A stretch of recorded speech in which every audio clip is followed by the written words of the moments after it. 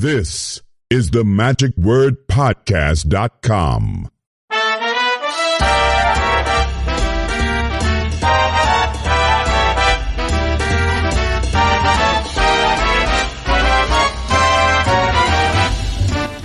We are now at day 3, and this is going to be a full day here on Sunday, September the 4th, 2022.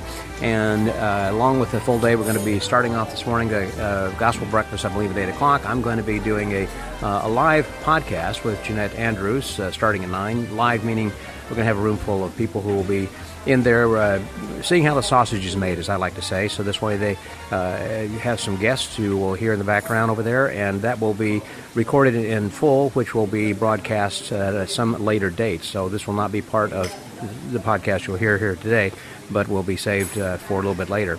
But I thought since yesterday we left you after the stage contest, if you were a little confused as to what was going on there, I was the host of the stage contest.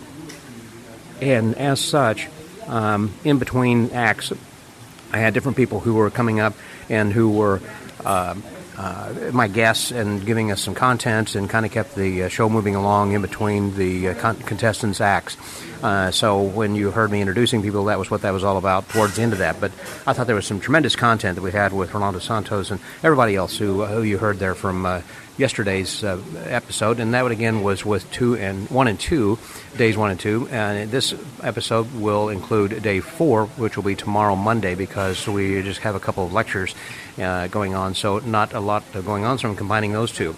Having said all that, I thought we need to kind of catch up from what happened a little bit last night, and we're here at breakfast, and I've got someone who is in charge of the new Magic Academy, and also someone, if you haven't signed up for his lecture series online, you should. Please welcome my friend J.D. Stewart. Hey, J.D. Hey, Scott. Thank you for having me. I am deeply honored to be on this podcast. Well, you're welcome. You had me as one of your guests. In fact, one of the lecturers one time on Sunday. I did, and it was a great lecture. Thank you. If people haven't seen it, they need to join so they can see your lecture. It was well worth it. Well, tell just briefly before we get into what's happening with last night. So tell us about the new Magic Academy and what you actually do in your lecture series and how people get involved, etc. Sure. What we do is we provide lectures, free lectures, twice a month, and so that all you have to do is sign up, and so you can watch these lectures. We have people from all over the world. Yeah. Some of the best magicians in the world. Examples are Scott Wells. And Pop Hayden, David Regal. In fact, we're going to have Adam Wilbur here coming up. Did you have J. Scott Berry? Did not. No, okay. I need to get a hold of him. Yeah. In fact, J. Scott Berry, if you are listening, get a hold of me, please, because I'd like to do that. But yeah, because I'm a big fan of J. Scott Berry, big fan. But anyway, you can come in, see the lectures for free. If you want to see the replay, you need to become a member. But members get access to all of the replays. And then also we have once a month what we call a VIP member event where we go into a deep dive on a particular subject. And they go everywhere from business to, in fact, the last one I think was on ropes and rubber bands. The last one was on rubber bands. And so it's just a wide variety. And you have a newsletter also. I do have a newsletter. It's a magazine. Sorry. Yeah, it's like Vanish Magazines. It's huge. It is. It's called Imagine. And I started that because I need to stretch myself a little more. It plays to none of my strengths and all my weaknesses.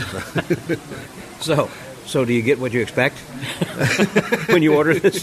No, I've read it. It is good. It's got a lot of good content and everything. It's not like, you're learning quickly. Yeah, you're doing well. And what I'm doing, the other thing you get access to a library of over 250 books in there. And so what I do, I take articles of things that have been written long ago by some of the best magicians in the world, Houdini, Blackstone. These things are all out of copyright, so I can use them. And we copy them just exactly as they wrote them, as they published them, and put them in the magazine. And so where do people sign up? How can they get involved? All they have to do is go to newmagicacademy.com. The New Magic Academy or just Magic? New Magic Academy. newmagicacademy.com/lecture. And that signs you up so you get notifications of the lecture, and you'll automatically be getting the magazine as well. Okay. Well, let's get into a little bit of what happened then yesterday after we finished with the contest, stage contest. Yes, that's when we left you then hanging last evening, and then there were a couple lectures going on yesterday afternoon. Immediately after that, I think, as you recall, listening to that, Losander said he was going to be lecturing, and he did, and that was long about 1 o'clock. Followed, and did you hear his lecture, by the way? I did. It was a great lecture. I've heard Losander lecture before, and he never disappoints. It's really good. He had a levitation for a glass or something of that nature, which I had not seen before. Exquisite, yeah. It was amazing. Of course, all the Losander stuff is amazing, and I just love it to death. So, yeah, it was a great lecture, very informative. And some great product as well. Practical and commercial stuff. Oh yeah.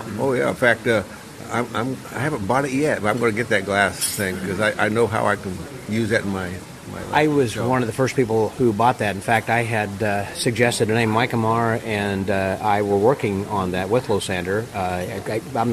My name's not involved with it and shouldn't be necessarily, but I was suggesting. I was one of the early people kind of figured out because they continue to work with different things to make this float. And I had suggested the name Crystal Air because it'd be like an airline, and because for wine glasses, you make wine glasses float, and it'd be Crystal Air. And Michael liked the name Exquisite, which I don't understand, but whatever. That's what it's called. The trick's called Exquisite, and it is exquisite, by the way. It's a great trick. It is a great trick. It's a great trick. And I think your name has better marketing value than Mike Amar's. Yeah, thank you very much. You've been drinking early this morning, haven't you, over here? What's the deal? Is there some vodka in your orange juice? What's this deal? Following him, both of us missed this because I was involved as contest chairman for the stage or close-up contest, which went on later that afternoon, and that was Jusan Silvan, I believe, from Luxembourg. Yes, I did not get to see that either, but I did talk to some people, and it was evidently heavily Pharaoh Shuffle oriented. So it was a lot. I mean, it was billed as being for any card at any number, A-can kind of a thing. Any card at any number, and other card magic is what. Yeah, and so I was looking forward to hearing that, but I was unable to do it because of my other duties I had going on. So that kind of closed out the afternoon. Is that right? Yeah. So we had the close-up competition as well. Well, yes, yeah, which I thought was pretty strong. It's amazing. We had so many contestants, both stage and close-up. We had 9 close-up contestants. I counted 10. 10, sorry, 10. 10, yeah. And what I like about the close-up competition was it was a range of skill sets. And ages. And so, like if you are wanting to get more flight time, and you'll say, well, I'm not good enough to be in a contest. Yes, you are. Because, there's a range of skill sets in there. You don't have to win a contest to get value out of it. People talk about flight time. Getting out and working, particularly close-up guys, working in restaurants, cocktail parties, whatever you can to try to get some work. If you're doing some stand-up or stage, to go and work a Rotary Luncheon or something, Lions Club, and different fraternal organizations.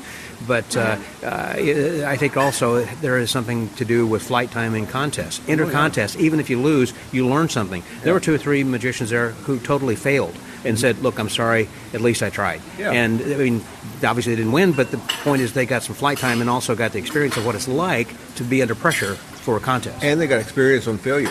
Exactly. And because, like I teach a lot of kids on how to do magic, we spend a lot of time talking about what do you do when something goes wrong. Because you do magic for any time at all, like 5 minutes, and something will go wrong. So that's true. So what do you do? And I think that's a big lesson in itself, because if you're on a big stage or for a big client and something goes wrong, you need to be able to recover from it. Well, speaking of that let's move into the stage act for the evening, because the previous night, of course, we trashed that enough. I shouldn't, because a lot of things went wrong with the final performer. Russell's show was fraught with bad problems. They were self-inflicted, but the other acts were good. So a lot of times, we were just talking here at breakfast about a lot of times when people remember the show as being bad, but it wasn't. There was just one performer made it bad. It was at the end that unfortunately people remember that. Yeah, the rest of the show was really good. It was opened by Harry Allen, and Harry just killed. Of course, Harry always kills, but it was great. And I always tell people that Harry is probably the most dangerous person in magic because I can't talk to him without spending money. So that's true. He'll take your money and you'll be glad. Can I give you more? Yeah. But last night's show was emceed then by our president, Bronson Chadwick, and they opened with his dad, Bruce Chadwick, doing some illusions, which were fantastic. I thought his presentations were great. And Bruce's granddaughter was Zoe. Zoe, yeah, she was in the stage contest, but also she was on stage there with her grandfather being punched full of holes. And that's right. And she was in the stage contest. She's only 10 years old, so she was entered as a junior. Yeah, she was. I did not get to see the stage contest. Delightful. I got stuck with Harry Allen. Okay. Like I said, the most dangerous man in magic. And so I did not get to see it, but I heard nothing but good things about it. Yeah. The stage show was fantastic. The acts were very solid, looked like they rehearsed a lot, and as a judge, we had a lot of things to discuss. That's why it took us so long to try to, because there were some fine points between some people. It's like, okay, well, what did you really like, or what did you see in your room, or whatever kind of a thing. So, but yeah, they were all good. So again, Bronson and Bruce kind of went back and forth for a while and doing some things. I thought Bronson really tied it together, doing some things I hadn't seen before. He did a great job emceeing. He did a great job. I'd recommend him for an MC for your convention. I had not seen him MC before, but he did a good job. Exactly. Absolutely. Kept things going along, and he was aware that there were some difficulties backstage occasionally, and he was able to fill the time, not kill the time. Right. He did a great job. I have nothing but good things to say about his skill there as an MC. And who was after him? I'm trying to remember who was next up. What was it? Dal and Cindy? Dal Sanders. That's right. Dal and Cindy came out and did an upside-down chair, which was kind of a nice thing to begin with. They opened with that. And that was kind of a thing. But they came out and did the shopping cart with the bags. Yeah, kind of a mentalism thing, but it was a very interactive thing with people from the audience. It was very, very interesting. Yeah, it was, I had never seen it done that way before. No. And so I thought it was very, very intriguing. They work very well together. They did. Obviously, being married for so long and everything they've done. I mean, his stage skills, stagecraft is just perfect. Yeah, they were great. They were great together. Jeanette Andrews, who we'll be talking to a little bit later, performed, and it's the first time I'd seen her do her stage act. Very artful. Very artful. Very artful. In fact, I don't know if you talked about her lecture at all, but her lecture was very intellectual, very thought-provoking, and her performance was much the same. It was, like you say, artful. It wasn't just a trick. It was something to think about. And, it was, and I felt like that sometimes that she was in tableau, the way that she would stop and to kind of look at the audience. It's like, take a picture of this in your mind. Yeah. Kind of a thing. Like if you're talks about that. She thinks about, because she was trained in art, and so she thinks about pictures. So she takes a pose, and so she talks about doing that as well. But that I noticed that as well. And someone was sitting next to me saying, well, there was no music. Well, I said, when you go to a museum, there is no music except what plays in your mind. It gives you more time to think about the picture. That was going through my mind. I thought, she really needs music here. And then I said, no, she doesn't. No, because I think the music would actually have detracted from what she was trying to. And the little she used towards the end was something that was really more of a tone. Yeah. Constant or whatever. Yeah. And very artistic. Yeah. So I've been trying to get a hold of her to try to get her in the New Magic Academy. Yeah. And so again, Jeanette, if you listen to this and I can't get a hold of you, get a hold of me. So she did a great job performing then as well. And I know we had Daryl Sprout, who brought out snakes. Snakes. What are you talking about? Snakes. Live snakes. Yes. And he does birthday parties with snakes. Snakes. And I thought he said something interesting that it used to be little boys that were interested in that, and now it's little girls. Yeah. I'm going, I was sitting next to someone who was deathly afraid of snakes, and she basically crawled in my lap. I saw a couple of people get up and leave whenever he brought out the first snake and put it on his head. And It was interesting. What was interesting, like he did a lot of, I shouldn't say a lot, but did some things like with dove tray that. Dove pan, dove pan with a snakes instead of doves or rabbits or something like that. Yeah. So it took some of the classics of magic and put them in the snakes. It was a little different. Yeah, he just introduced some snakes. First of all, talked about venomous snakes, etc. And he said snakes aren't poisonous; they're venomous, which is a difference. But anyhow, he said they taste like chicken. Yeah, that's right. They're not poisonous. And then he was talking about after he talked about snakes, showed some snakes, then he did some magic with snakes. Yeah, he did. It was actually very entertaining. Yeah, and so to do that. Yeah. So then he had this also a. Afterwards was Ian Richards. Is that right? Who had performed next after him? I'm pulling a blank right now. You're asking an old man here. Well, there are two old men in between us. I thought we might have a half a brain, especially this morning. I've only had a cup of coffee and one. But Ian Richards had done some very good comedy, which he's known for. And he's yes. Okay, now thank you for jarring my brain. Yes, he did some good stuff again. It was simple magic, but it was very entertaining. And I think that there's a lesson to be learned there: is that your magic doesn't have to be complicated, doesn't have to be new. To be entertaining is how you present it, because that was the strength there. That's right. The comedy there. Yeah, where he was using then a pom-pom stick that was a plumbing device, basically. And then he put a plumber's helper on his head, a suction cup thing, and then kind of waved his head around like it was the wand, or whatever, on some other things that happened. Yeah. Very entertaining. And then Mike Squires followed him. He has done a lot of comedy clubs as well, and was very engaging with the audience and did a great job. Yeah, and that was fun as well to see that. And then it was closed out by Losander. And most people who are listening have seen Losander. If you haven't, run, don't walk. Yeah, you need to. Losander was great. He opened every time I've seen him. He opened with his dancing cane, and of course. I think the only one who can rival him with dancing cane may be Ray Anderson, but he's a master of that, and just did it great. In fact, I was looking at it and thinking, okay, what can I learn from this? Because there is so much in that that you can watch it over and over again and learn something new every time. Right. And I was saying yesterday, those who listened to the episode, the brief chat we did have, I was talking about his show in Las Vegas because he has a theater there. And if you ever get to Vegas, I highly recommend it because it's very intimate. And he does everything that he sells, basically. How many things in the show, full show. Yeah, it was, and he did a lot of the stuff that he lectured on earlier. Yeah. And so to see the lecture and then see him actually perform it in a real show, that was an education in itself. Yeah. And then we pretty much wrapped up the evening with with Trixie Bond talking about Texas magicians who have passed and who she has known personally. Yeah. Starting with Willard the Wizard on the way down to Sal Manfredo, who just died this weekend. And I did not grow up in Texas.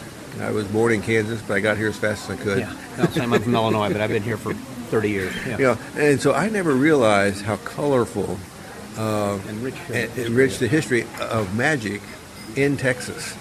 And so that was interesting in itself.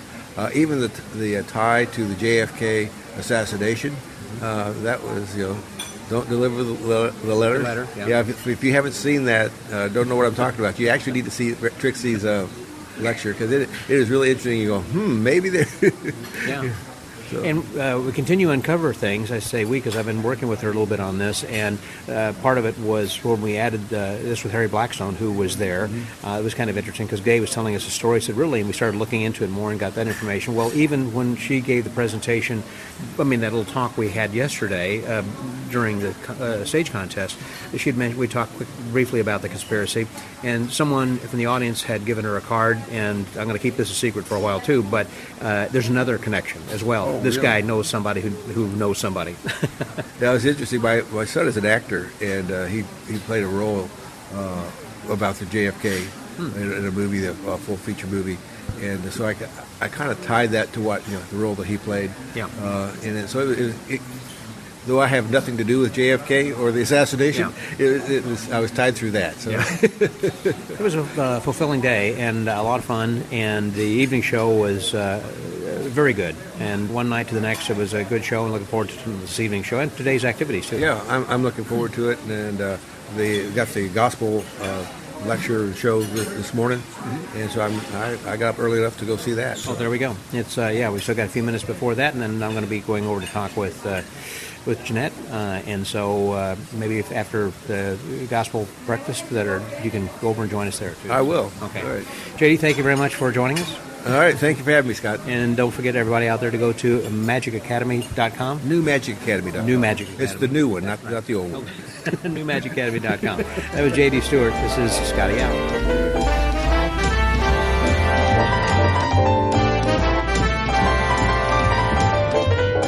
We're in the dealer's room now, and I haven't had a chance really to get around to many dealers, and you can't go in the dealer's room without passing by the Daytona Magic, and Harry Allen here he is right now. Harry, hey, Harry. Hello there, Scotty. How you doing, buddy? Fantastic. Always good to see you. And as we talked before, when we were at the last, I don't remember what a convention was.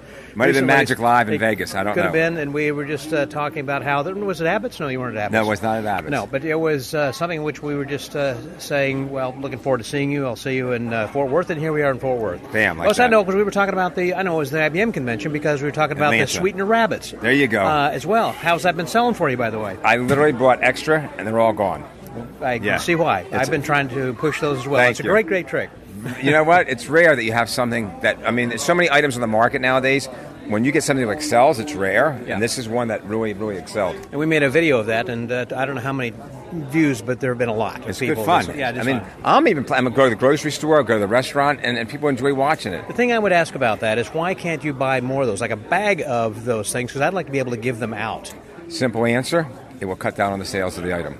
Ah, okay. If you show it to another magician, he don't need to buy the trick. Just go come in and buy a bag of rabbits. Yeah, well, that's true. That's true. It's always marketing on my mind. Well, eventually that might happen. It's such a great trick, and it's a beginner-type trick, but it's something that is memorable and people will want to keep. Absolutely right. No, it's good. A lot of fun, and it's so easy to carry with you. It's just a foam rabbit, so it's lightweight. So what have you got that's new also that's a new seller for you? Oh, my goodness. We got a couple of good pieces. The Legacy system is fantastic. It was just brought out at the Magic Live.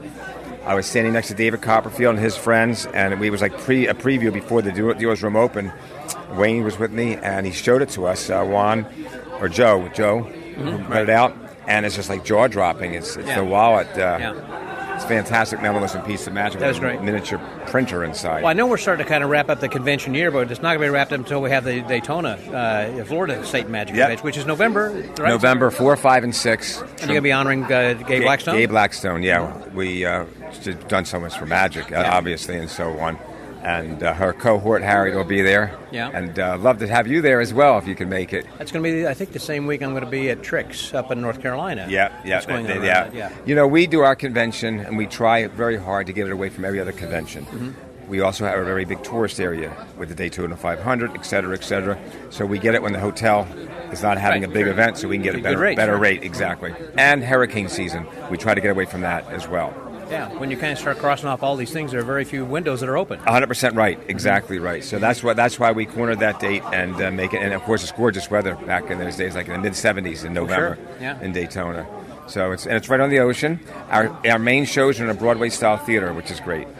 And if people want to register for the convention, again, where can they go? Best is to go to DaytonaMagic.com. There's an icon for convention. You just click on it, and it'll tell you how to get there. Very, very reasonably priced convention at $175 for everything. Wow, that's everything. And then what's the hotel rate this year? I'm not sure off the top of my head. Maybe $100 a quarter, maybe. Yeah, pretty good deal. It's right on the ocean, yeah. It's a beautiful, and the resort is the Plaza Resort and Spa. They just put millions into it because new owners took it over about a year ago. Yeah, I've been to the convention a few times, and not just a registrant, but also one of my favorite things I wish would have been recorded was when I was hosting a panel discussion, as you might very well remember. It had Jack Codell, Celeste Evans, and John Calvert. Yeah, was that something or that what? That was great. No doubt about it. And everybody was afterwards were saying, "Hey, was that recorded?" No, it wasn't. Man, I know that. And the irony of things are, we don't live forever. Right.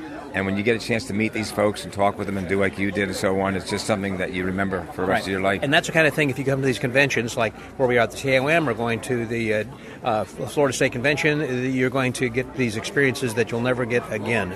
Absolutely. And we always try to bring classics into the Daytona Beach Festival of Magic. We had one year, besides John Calvert, we've had everywhere from Carl Ballantine from McHale's Navy. Of course, Johnny Thompson's been there. Just a ton of names. McBride, all the big names. It's great. A lot of fun.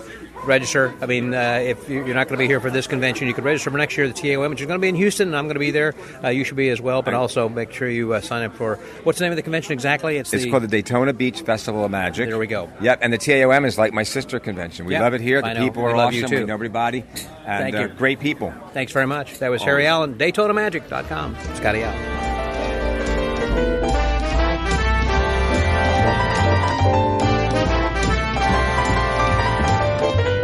As we're still walking around the convention dealer's room area, I'm here with a person we spoke to briefly yesterday, and there's so much more to say, but we don't have a whole lot of time. But I do want to talk with Losander. Hi there, Dirk. How are you? Hi, how are you? Fantastic. It's always good to see you. And I know this is one of your favorite conventions. You seem to come here frequently. Right. I've been here almost at every T.A.O.M, yes. I think so. Well, it seems like, we've been here for 77 years, so you haven't been to everyone. No. You've been coming for quite some time, and obviously a favorite, and that you have a lot of great ideas and things, and that the lecture was enjoyed by everybody yesterday. I was talking with someone just this morning who was saying they really enjoyed Exquisite. Yes, that you were floating glass. Floating glass. Yeah. Yep. Just a lot of other things that's just really good, and it was a good way of closing the show last night, I thought, with you doing levitation and everything. And it was done very well. And so I was going to back to the dealers here for just a second. How many dealers have we got here in the room? It probably looks like 12 maybe or so. Yeah, dealers, I guess, 10, roughly. 12, something around that, yeah. Has there been a good flow of traffic? We have like about 250 registrants. What's it been like? I mean, for me, it has been pretty good because of the lecture. That helps. You know what I mean? That helps. But there's a lot of dead time here, like every other dealer's room, Yeah.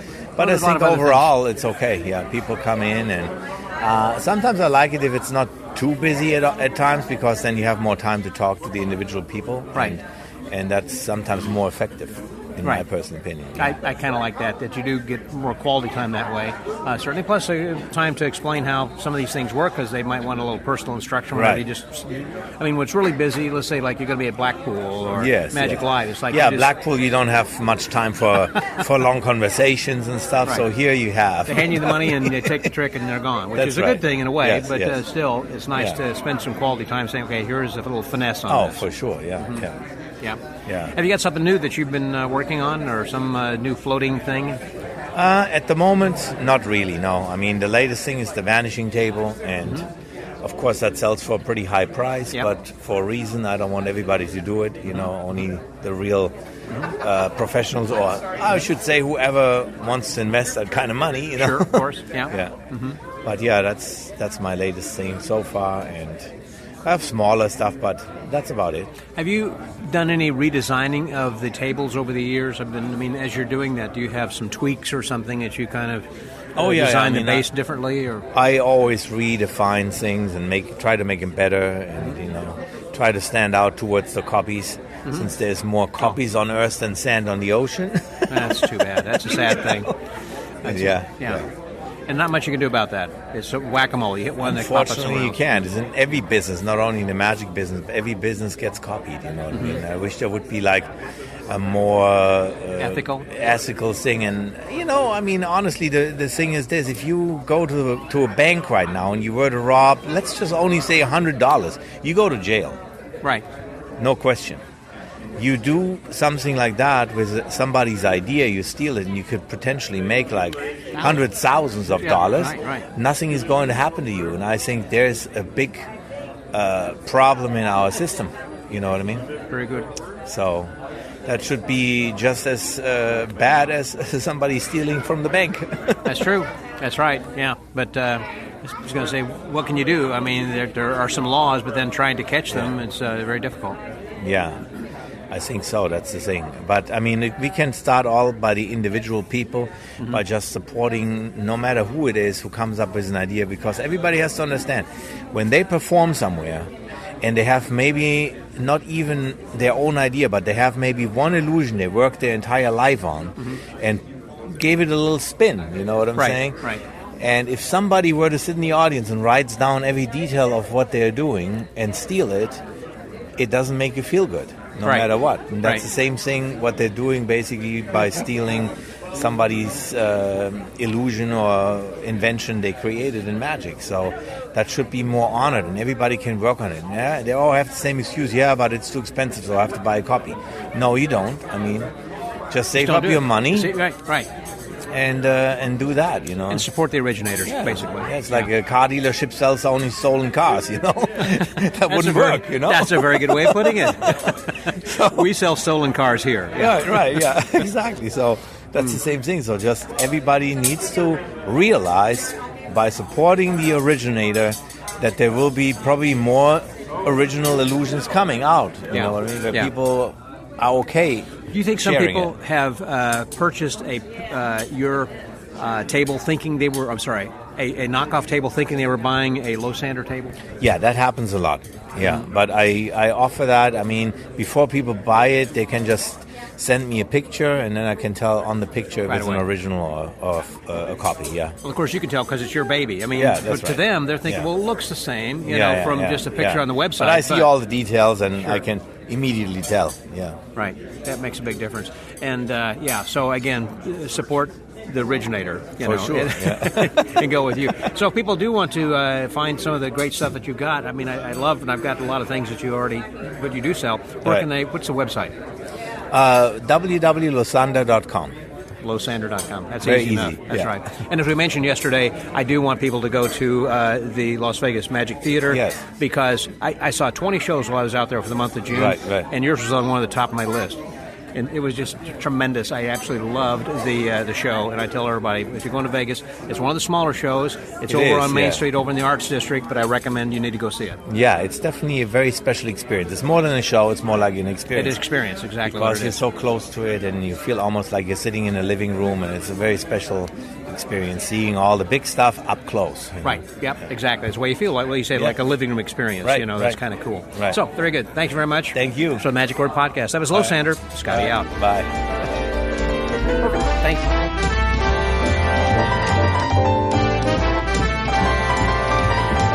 Another one of the dealers we've got here was someone actually who was lecturing. I talked about Losander, who recently lectured then as well. And I don't know, I guess Harry Allen actually did a dealer demo. But we've got Lynetta Welch with fabricmanipulation.com. Hello, Lynetta. Hello, how are you? Good. We talked briefly yesterday. For those who are listening to the podcast, could hear the brief conversation, but it was very brief. We talked like less than 5 minutes. Yeah. So, for me, that's very brief. I was going to say, your lecture today went for an hour and a half, and we could have gone a lot longer, I know. I could have kept going. You had a lot of great slides. They messed up. They told me, nothing's in the room after you. So, go ahead. You can talk as long as you want. They didn't realize as long as I want is really long. And then I started noticing, I think there's something else that's going to come into the room. So I was like, okay, I got to wrap this up. Yeah. But I could have probably talked very easily talked about a lot of the interesting things that had to do with all the different fabric and the way that you found these things, and then you had to take them, because those were the way they were done back then. We have different kinds of techniques, I assume, for sewing today with the machines. Well, I think we have better machines. Well, I would say that actually some of the hand stitched. A lot of stuff is hand stitched. Most of the things I make involve both hand stitching and machine stitching. Even my egg bags, part of them are done by hand, but then part of them are done on the machine. So, but actually, the machines from the 50s and 70s, I kind of like some of those better than the machines talking about the today. Singer machines? Is that what you're I'm using? talking about some of the older, like old Singers. They're just really good, beefy, sturdy, all-metal machines. Yeah. And that's kind of hard to find these days. Well, now it looks like you're kind of out of stock almost of everything. And what have you got left? Just a couple of egg bags? I have a couple egg bags and some bottle gizmos. That's why I said in my lecture, I'm really not trying to sell you a bunch of stuff here at my booth. Just come by, take a look at the things I talked about, and let's chat like Johnny about Thompson's everything. jacket right there. I've got Johnny that's Thompson's jacket cool. right there. Yeah, that's pretty cool. When he passed away, they asked me what I wanted. And I said, well, I don't know if you want to give this to me or not, but what I really want is his jacket. And his egg bag. And, well, his egg bag, yeah. I already have some of his egg bags. So this material, it looks like it's got around the lapel. Is that some sort of felt, or it looks like two different kind of material? That's like a velvet. This was he liked to do that on his jackets. I had his new jacket when was reworking some of this on his new jacket. But yeah, he put velvet on his cuffs and velvets at the the back part of the collar. You can look right here. There's the gum. Great picture.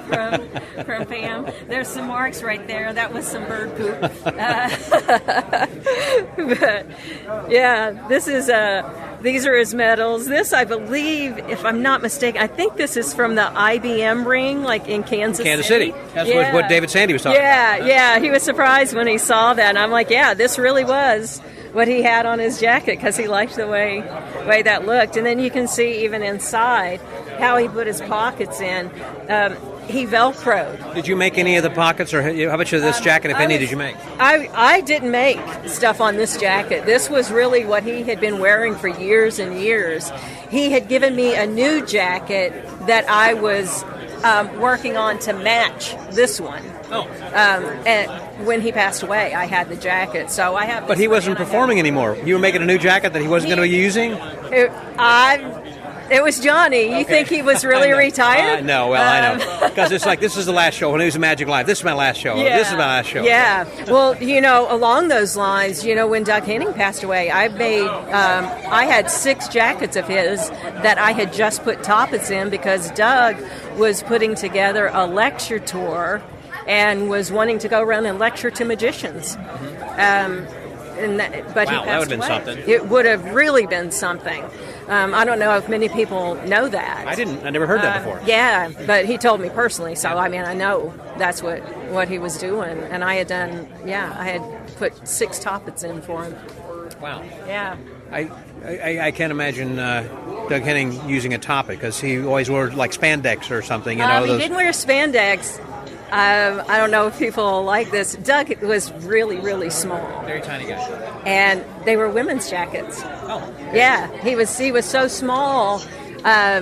His jackets didn't fit me. Really? Yeah. Or maybe they did. They were like, they were like a size 6 women. Are you 5'4"?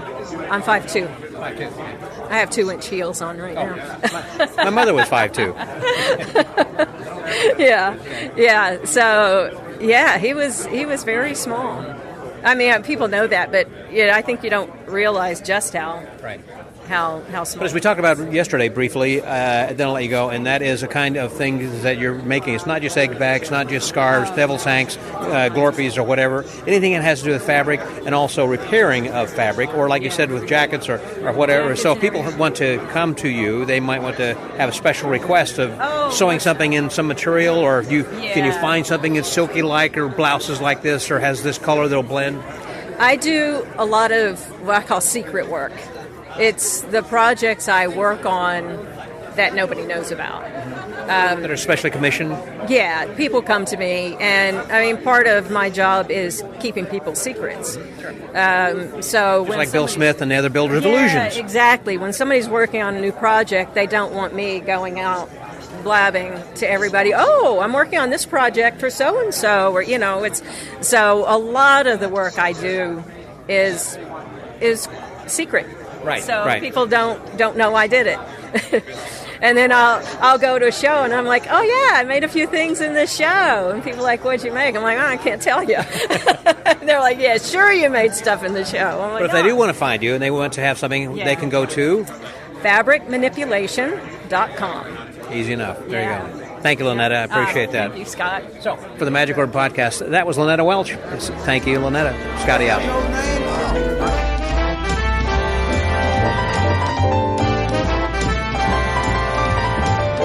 Well, most of the day is over right now of this third day and the second full day. Boy, it's kind of hard to nail these down, say exactly how it is. Anyhow, this is Sunday. Then it's about finished. I think we've got one more little activity to go, and that is a video we're going to be showing later of Gabe Blackstone, who unfortunately couldn't be here, but I believe they've got something in her stead that they're going to replace, and we'll talk about that later after that has been viewed. But in the meantime, there was something that we overlooked this morning when J.D. Stewart and I were talking, and that is Midnight Madness that was hosted by my guest right now, Fabian Moreno. Hey there, Fabian. Hey there, Scott. Thanks for having me. Well, it's always good to be had. Yes. so it's good to have you then here as well. And you have recently just relocated to San Antonio. How long have you been in San Antonio? Yes, sir. I've been in San Antonio now for about the last 4 months. Came in at about mid to late April. So all during COVID, you were where? All during COVID, I was in the Rio Grande Valley back home. Yes, sir, with my family. Now, were you working on your master's back then? Or? No, I had just finished my master's. I had some calls to do a lecture tour, and then the end of the world happened. Yeah. So everything just kind of fell apart, and I did the most practical thing, which was lose my mind with my family. I wasn't depressed. I was just living at home. Sure. Yeah. Well, now we're having more fun. You're back out. And is this the first convention that you've been to since then, or have you done something? No. I was at Magic Live. It was my first ever introduction to the podcast in person with Raj Madoke and then Curtis Hickman and yourself. Yeah. So that was fun, yeah. Got a little teaser. Yeah, so there we go. So now we get to talk with you a little bit longer here, and just you exclusively without those other schlumps being with us. I didn't even know we had company. I really didn't. I didn't know. I love those guys. So you were the host of the Midnight Madness last night. Now let me explain or maybe if you want to explain the history of the Midnight Madness before you had been involved. Yes. It goes back to the days of Roger Klaus. Yes. So from what my understanding is, about maybe 8 years ago when I first participated, my friend Dan Butler, who would be known by Dan Strange, kind of egged me on to go on stage and share my whatever I was working on with some of the guys, and I was none the wiser as to what this idea was about. It was only after it happened they told me, hey, Roger, one of the foremost underground legends, not only of the Texas scene, but of the close-up magic scene, period, would always pick guys that he thought, were made of the right stuff to kind of put on a show, sort of an open mic night. And traditionally, you may correct me if I'm wrong, it would always finish before midnight. We did get started actually initially at midnight because it used to be that we would hang out with Roger and just kind of until dawn, someplace in the lobby or whatever, and do card tricks, mostly told jokes and things. It was a lot of fun. But then he started saying, okay, well, let's do something at midnight. It did start out like a midnight thing, and then they started backing it up a little bit, going from 11 till midnight. It sometimes would end around midnight, and then but go on from there. Yes. So Dan Butler was really the gentleman who got me involved and kind of opened the door for me to make friends with some of the people that I am lucky enough and proud of to call my friends, who shall remain nameless here because we have to protect the guilty and not the innocent. But he passed a few years back, and I never forgot his kindness and just how generous he was with me. So when I had the opportunity to be featured on the talent lineup this year, I called Bronson and I asked if I could host Midnight Madness out of respect for Dan. And of course, we've lost a lot of people since then. Chuck Smith just recently, Presley Guitar. Sal Manfredo just this weekend. Yes, so these are still very fresh. So I wanted to pay tribute to that, to my friend, and to the history of close-up magic on the underground scene in general. And it was fun. We had guys who are really worth inch for inch and pound for pound on their weight, and other people that just came in to pick on the guys. Well, originally, again, when Roger was calling on people, they'd be friends of Roger's. Yes. He would say, once we got there, I mean, it wasn't prior to the convention that he would contact people and say, hey, I want you to do this or that. It's whoever was there, and he'd say, Scott, I want you to do 15 minutes. Or I want you, not 15 minutes. He'd say, you do that neat little thing that you were showing me the other night. Can you show that? And so that was the thing. And so then, okay, Frank Price, I want you to do that bill switch thing, Yes, so that was very much kind of the way this worked. Although I needed some help, I did call Ron Wilson, who was one of Dan's best friends, along with Greg Lancaster, and they kind of geared me in the right direction as to how to format it, how to keep it, how to run it.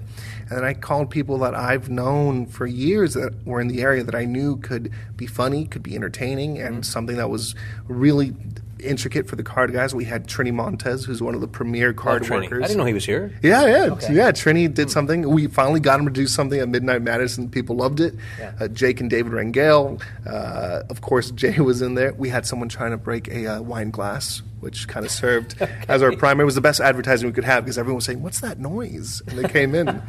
But the idea was to keep it running, keep it short and smooth. I did no magic. I just messed around because it wasn't about me. It was about the tradition of what Midnight Madness. And you were trying to keep it going. Oh, absolutely. Well, Danny Garcia was another one who took it on for a while as well. Yes, yeah. In fact, the last Midnight Madness that I went into was in Houston before the pandemic, and Michael Weber was there, John Archer, Xavier Spade, just a whole bunch of guys that you don't normally see at these conventions. And some of these things then also, not only, after a while, I think it kind of floundered because they couldn't find a person who was reliable, would come back every year to handle that. And so then it kind of turned into a bizarre or a gothic or more of a dark seance kind of a thing. thing for a few years. Yes. And as a result of that, that's something has grown out of that. So we now have a night special for that. Yes. From what I understand now, they're interested in keeping this going. However, I kind of want to keep it off the books, just out of tradition. I have fun in saying... Because there are always underground guys, and it should be an underground event. Exactly. And I just like saying it's the only officially unofficial convention event. I like that. Just a bunch of troublemakers looking to have a good time and kind of welcome in, the new kids. We had 15-year-olds and 12-year-olds and kids way past their bedtime there last night, but they kind of opened up and they had fun together. I was about to ask you about what was the attendance like. I wasn't there. I was busy working on the podcast, but what was going on? So we started with about 10 people, and it grew, and I think by the end of the evening we had about 60, 70 people in one of those close-up rooms. They were piled up by the door. Wow. So it turned out to be a lot better than I expected. Yeah. Well, then this morning we had a gospel magic show, and then the board meeting, and I was also then doing an episode with Jeanette Andrews, which will be coming out much later, probably sometime closer to Christmas time. And I'm telling the listeners now to be listening for that and reading your pod letter to know when she's going to be released. That one's going to be released because it was phenomenal. It was one of those that once we got going, I mean, there was no stopping her, and I didn't need to talk anymore. She did it all. She carried all the conversation, and she was great. So anyhow, we talked for a while, and then after that was Lynetta Welch, who talked about fabric manipulation, gave the history of different fabrics. I mean, things that have been sewn in jackets and in pants and vests, and as well as dove harnesses and egg bags and everything like that, in kind of the history of some of that going back into the 1700s and everything, and some of the books that have been written. Did you get to see any of that? I was fast asleep. Yeah. You need to get some rest sometime. Yeah, but Lynetta's lovely. Any questions I've ever had to ask her, she's always answered with more information. You could be the next Roger Klaus, because that was something I never realized. He was always, it seems like that he was around all the time, and I was up with him, toe-to-toe 4 in the morning, and then we get up early, had to have breakfast, and then all these other activities. And I thought, Roger, how did you do that? And it wasn't until probably a decade later I realized he takes naps. And so, just like you said, that's the secret. Take naps. Yes. In fact, I bailed on lunch today because I said I'm going to go take a nap. I'm 30 years old. I like a comfortable chair and a reasonable bedtime. Doesn't matter what time of day. There you go. She did a great job and had plenty of time. And so she went for about an hour and a half. Supposed to be about an hour, but there was so much material. No pun intended. She had a lot of material she was talking about. She didn't have a lot of stuff to sell because she had sold out pretty much of everything, because before she came, she was just working nonstop because of trying to get rid of some back orders, plus get some things ready to sell for here. But anyhow, she did a great job, and I love Lynetta. And I've got most of everything that she makes sells commercially. She does a lot of custom things. And she also brought Johnny Thompson's jacket. Did you notice that? No, I did not notice that. Oh, yeah. No, absolutely not. And, she showed the lapel with all the gum behind it and all that kind of thing, and the bird poop. I wish I would have known. I may still catch her before she leaves. I may make her bring it down just for that. You should. You get a picture of that. Oh, I'd love to. Absolutely. Awesome. And in fact, I would recommend to people who are listening to this, if you go to themagicwordpodcast.com, there you'll see on the website, on the blog, I've got photos, and one of them will be a picture of Lynetta next to the jacket there as well. Then this afternoon, another reason, Fabian, I want to talk with you here was because that you were involved with the Fort Worth Magic Championships. Explain what that is, or what was the concept? So we wanted to provide a little before lunch afternoon show / contest. It was all in good fun. It was rigged from the start. I came in second place. Okay. So it was just, Bronson just picked 2 people along with himself to kind of present a different facet of magic throughout the convention. Me being the card guy and kind of the parlor guy, he had me go first, and I did a piece that I kind of held on to for a few years, and another piece inspired by Bob Hummer, and it was just a lot of fun. I haven't had that much fun at a convention in a very long time, so I told Bronson, if you just let me loose, we'll do whatever it is that we can. I think I lit up during the critique with a cigarette, put that out. But at the end of the day, I didn't win, so obviously the judges were in on it. Clearly. They're being paid. Yeah. And then it was interesting that they had a lady who was the MC who was a ventriloquist, Jackie Mena. Yes. I thought for a second she was related to Lisa Mena. And is she not? No, spelled completely different. Okay. Mana rather than Mena. Exactly, yeah. And her grandma is quite attractive, I may say. Yeah, you kissed her. Yeah, there was some tongue in there, yes. Some cloth tongue. Yes, I'm still picking it out right now. And then we also had a gospel gentleman who gave the gospel lecture as well. So it was a very diverse thing, but people were in the spirit of it, and I think that's pretty much what kind of got Sunday going for everybody. And so that was just really kind of a fun thing to go. It wasn't really kind of necessarily championships. Oh, no. We all knew that. It wasn't intended to have people sign up and do something. Yeah, no, it wasn't intended. It wasn't even real. Bronson just wanted to put on something entertaining and just something a little ridiculous, because the way he thought was, after Friday and Saturday of so much stress and people kind of being able to feel the structure of the convention, he wanted something a little more relaxed, a little more laissez-faire, and just a lot more palatable. Right, in that case, right. Yes. And then following that this afternoon, what was going on? Close-up shows. That's right. We did have the close-up shows. Yeah. And? Well, we were supposed to do 4 shows. We ended up doing 3 in 3 very different climate-controlled close-up rooms. If it wasn't cold, it was hot. If it wasn't hot, it was humid and damp. And in fact, I had to ask Trixie. I want to wear my slacks, my button-up, and my coat, but I'm a heavy sweater. Mm-hmm. And she's, Fabian, don't do it. Just put your jacket on, keep it black, keep it simple, because you're too handsome to look like a wet mop. I was like, thank you for your candor, Trixie. I appreciate it. But it was a lot of fun. The crowds were great. Mary, of course, was on her A game. I'm not sure if Mary's made an appearance on the podcast, but Mary has... She's not. I probably need to have her. And Mary is the ultimate volunteer. She is to the T.A.O.M. what Harriet Jacobson is to Abbott's get-together. She's the person who everyone calls on, because she's a perfect volunteer. Yeah, I want to take her with me everywhere. Every person said that. Jeanette Andrews said in her room, she said, I'll pay you. Come with me to New York. Seriously want to have you come. You can't invent spectators like that. And she's a lovely, lovely person. But Close-Up was a lot of fun. It was myself, Jeanette Andrews, Grant Price, Jay Zuga, and forgetting someone's Sylvan. Sylvan Yes. Juzon. I'm not even going to try to pronounce it. He's from Luxembourg. The German. He's French. Yes. Yeah. Oh, he's French? Yes, he's French, and he's been in Luxembourg for a few years now. Oh, wow, I was completely off. Yeah, wow. There you go. Well, we'll edit that part in post. And also, that was them, and they did a great job. It was truly a professional close-up show, and it was well done to you and others as well. Oh, thank you. Well, I hope so. I wanted to do right by a piece that I debuted when I first started competing 10 years ago, which was a cards across, which I'll be tipping at the lecture tomorrow, in honor of the late, great Barry Richardson, because he was really the one that kind of pushed me to develop that piece to a certain degree. Is that what you were doing also in the championships when you ended up with the cards in your pocket? No. That's my handling of a general card to pocket ploy. Okay. I've always loved those 2 effects: the general card, cards across, 3 effects, and the card to pocket. Okay. And that's done from a straight pack, so I think people are going to get a kick out of that. Yeah. Looking forward to it. Thanks very much. So, for the Magic Word Podcast, that was Fabian Moreno. Scotty out.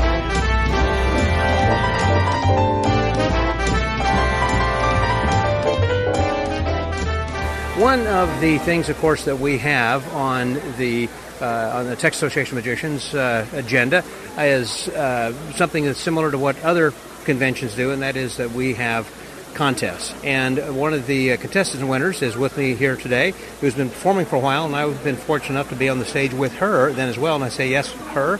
That is a young lady from Austin, Texas, Paprika. Hey there, Paprika. Hey, Scott. Congratulations. I'm so happy for you. That is great. And so you won first in comedy. No, First in stage. I'm sorry. You entered comedy, and you ended up winning stage. Exactly. That was why I was not only flabbergasted, I still am. I can barely say the word. But completely unexpected. Yeah, so I thought I'd been pulled up and won the comedy, and I'm standing up there, and then Greg comes up, and I'm like, he goes, no, you were moved to stage. And I went, I won stage? And he goes, yes. And I said, so even after you had won the award, you still thought you were there for comedy? I did. Now, that is funny. See, now that's comedy right there. That's comedy. And did you see the way that I accepted the award? Yes. Oh, my gosh. I don't even know what was going on. I thought I was filming it. Were you doing live? Well, I thought I was. It wasn't live, but I thought I was recording it. But I was so flabbergasted, I pushed the wrong button. So I actually, all that video stuff was just kind of a prop. But now we're really filming. So we are right now. That's right. Yes. So now the act that you had worked on originally trying to be for a comedy, then to switch to stage, it was funny. But how long did it take you to develop the act, and what was your impetus? What were you trying to get across? What were you trying to do with the act? Well, it's hard to really say because I've been performing for about 30 years, and literally all of that comes to the today. Because I was integrating all of the juggling and performance and comedy and mime and magic that I've come upon in the last 4 or 5 years that I've started studying. And so it's been, it was like I decided to just try to do something very original because I just couldn't do covers, I couldn't, I just couldn't do the scripted stuff. And so it was, but actually on this piece, I'd had the Linking Rings idea, the comedy Linking Rings idea for many years, 3 or 4 years probably, it's like, wouldn't that be fun to do? How come nobody's doing that? Is anybody doing that?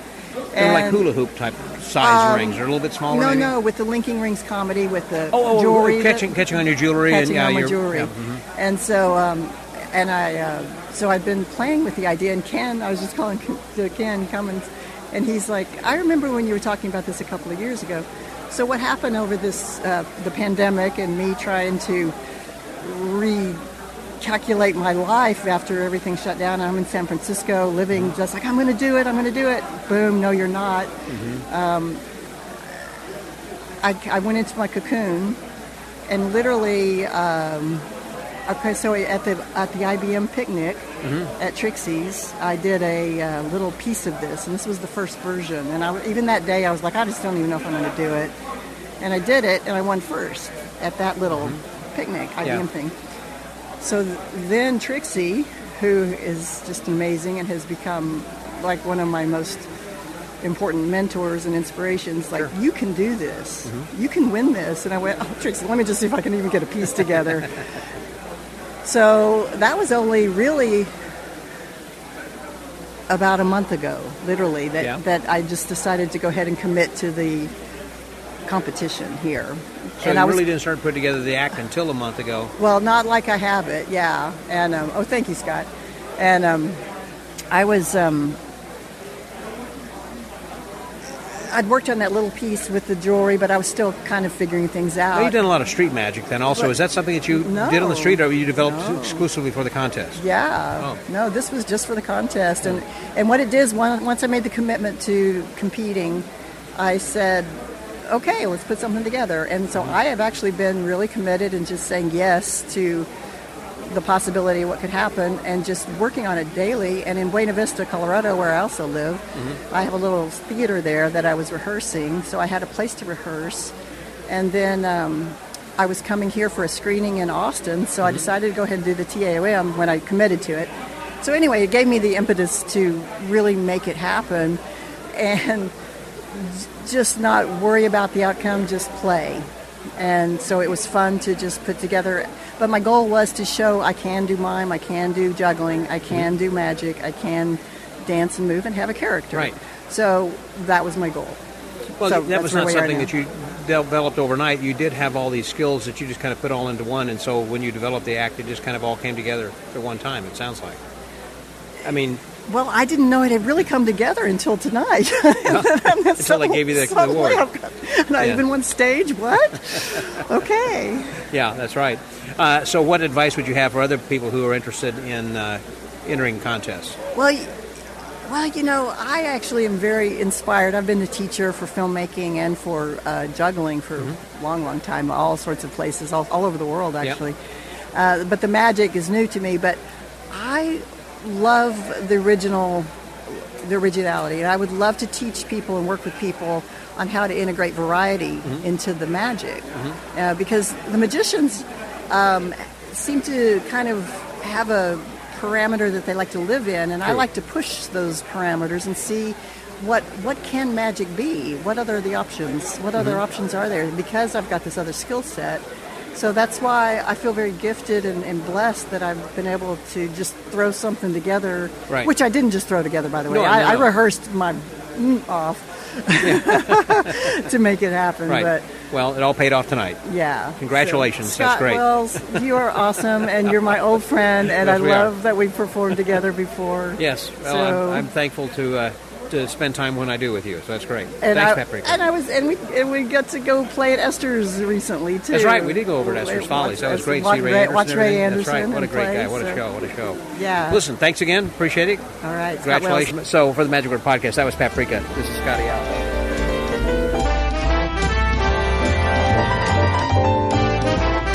The evening show was quite different. It was something in which we were going to be visiting the classics of magic, and that is certain things that we all have seen in magic conventions, which makes them classics. And many of them these tricks are in the repertoires of mainstream magicians. All of us have done at one time or another, whether linking rings or cups and balls or silks and coins or whatever that we're going to be doing. And so that was brought to us then by Trixie Bond in a different form that she has never done before, nor will do again, named Gypsy Bond. So she was like a gypsy, and this was supposed to be something kind of like a Rod Serling Twilight Zone type of idea of going to a different area into a different zone. So I've got with me somebody right now who has helped in the past to kind of provide a little bit of color to some of the shows, and someone who was on the show then last night who, along with his wife, helped make that the good show that it was last evening for the Saturday night show. Here he is, Dal Sanders. Hey, Dal. Hey, Scott. First of all, I want to say that I'm very sad that Trixie is not going to reprise the Gypsy Bond role. She was delightful. Yeah. I mean, how many people do you know, first of all, that'll put together a costume that great for a one-shot deal? Only Trixie would do that. Right. And she was hilarious. She was so well scripted. Mm-hmm. Everything was so, written out.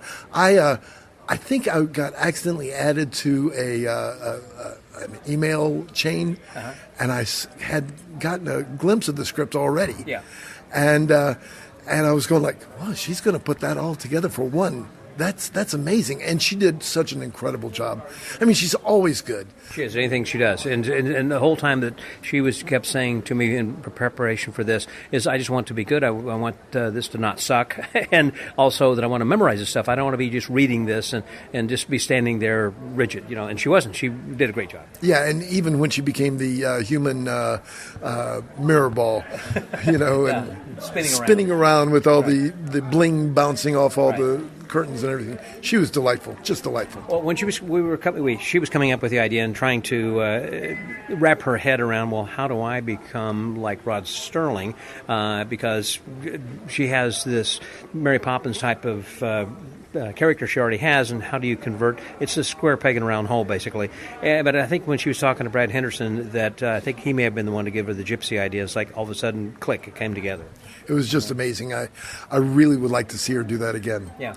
That character again. But she did a great job, and so she had with several people who were introduced, and I'm trying to think who came out first. It was Mike Squires. Mike Squires, yes. Mike Squires came out, started off with the linking rings, and Mike Squires does this routine like a couple of times a week. I don't think he ever does a show that he doesn't do the rings in. And are those really Bob White's rings? Those are Bob's rings.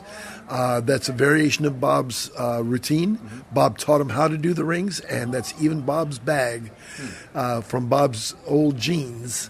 Wow. That hold the rings. So sewn together by Bob's mom. So that was something, again, going back to the classics of magic and being the linking rings that have been around for so long. And then next was another classic of magic that was presented then by, was it Alan Paoletti that came out next, I believe? I believe that's true. And he did the silken egg. Yeah. And I always try to call that the Mark Wilson silken egg because he's the person I saw it the most. Exactly. Do it the most. I know it predates Mark. Yeah. But I remember Mark doing that on CNN with Larry King one time. I think he did it on Magic Circus, I believe, also. He did it on Magic Circus. Mm-hmm. But when I saw him do it on the news, I thought, well, that's just the most perfect routine in the world, You think of it as a stage routine, but it's just something that can go in your pocket and be ready to perform impromptu at any time. Yeah. So that was delightful. Alan did a great job with that, too. Yep. And then we had Lynetta Welch, who came out and did a great egg bag using her purse and pulling stuff. Go ahead. The purse, I thought, pulling all that crazy stuff out of her purse, looking for her room key, and saying that it doesn't matter, lock wouldn't open anyway. Yeah. So evidently there's been some issues with it. I have had issues. Okay. Yeah. And then she had to take the key back 3 times. Oh, I've even had the maintenance come out and work on my thing. Yeah. Oh, well, then that was even funnier than I thought.